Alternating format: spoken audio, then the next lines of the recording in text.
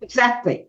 And that means that we must help people who have been colonized, mentally colonized. And the sexualization of children is a kind of mental colonization. Everything that is happening to, if they have their way, every single child on the planet, every single child on the planet is supposed to be subjected to trauma-based mind control. We learned a lot, the CIA and the Army and the FBI and all the people who were carrying out MK Ultra and Monarch and so on. By the way, compartmentalization is a very real thing.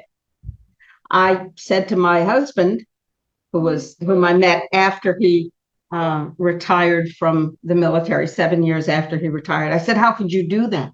How could you possibly carry out MK Ultra and so on? And he said, what? That stopped in 1977 with a Chase hearing in Congress. I said, you're an idiot. Of course it didn't stop. He said, but they were told to stop. That's how compartmentalization works.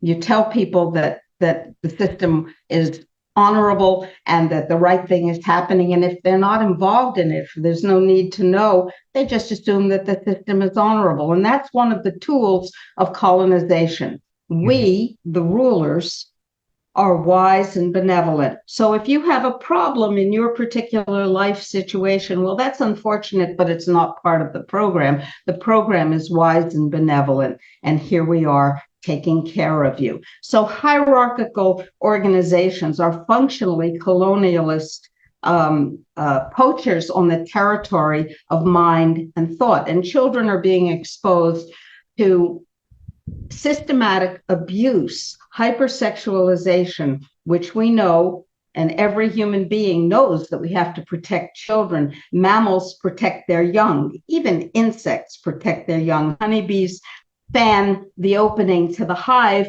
when the temperature gets too high in order to protect the larvae. They're protecting their young. It is built into the biology of life. And yet we're being taught that we shouldn't protect our young, that parents from the birth of their children should masturbate their children to teach them about masturbation. Okay, folks, here's a psychiatrist's secret. I'll let you in on something. Every kid in the world figures out masturbation on their own.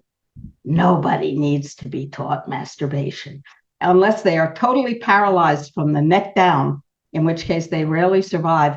Every kid figures out how to feel good. Nobody needs to teach them. What they need to be taught is the social mores around masturbation, sexuality. That's lovely, dear, and I'm glad it feels good, but we do that in private. That you can go into your room and come back and finish dinner later, or whatever it is that the culture teaches for that particular expression of sexuality. And that's done in the family, and that's done in the culture. And though family and culture are slated for total destruction. So that's part of the colonization too. Think about the British coming in and destroying the Indian system of justice and the Indian system of education. In India, before the British, people were literate. Farmers were literate. They had schools. They taught everyone to read. That was a requirement. The British said, oh no, people who read think, people who think ask questions. We can't have that. And they created a colonized system of mind. Colonization is rarely really about land and resources. First, it's about mind. And we are being colonized to think that there's a benevolent system that's going to make everything okay. And what they're going to do, it'll be safe and effective for them, like the vaccines or pseudo-vaccines, safe for the globalists, effective for the genocidalists. That's what they mean in their language. They are teaching children that they cannot trust or respect their own bodies. They are teaching us the British population collapse, the UK population collapse was just said by the World Economic Forum nabob who deals with world population. She said the British population collapse is actually good for the planet. These people are crazy. They're stark, raving crazy, and we're giving them status as elite. We're giving them control. We're following their policies. What is the matter with us? Parents are allowing this, but the critical issue is why?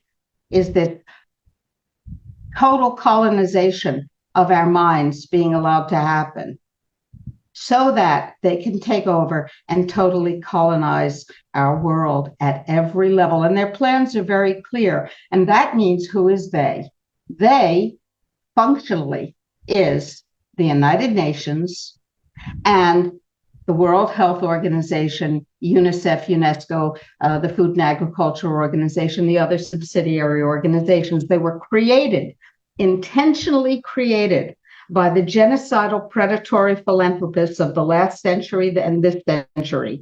They were created, these organizations, specifically to do what they're doing now. And any country that remains a member of these organizations is saying, destroy me. In fact, in 1992, every single country in the world, including Bhutan, whose king is so interested in the happiness of his people, every single country in the world signed on to Agenda 21, which has now been renamed Agenda 2030.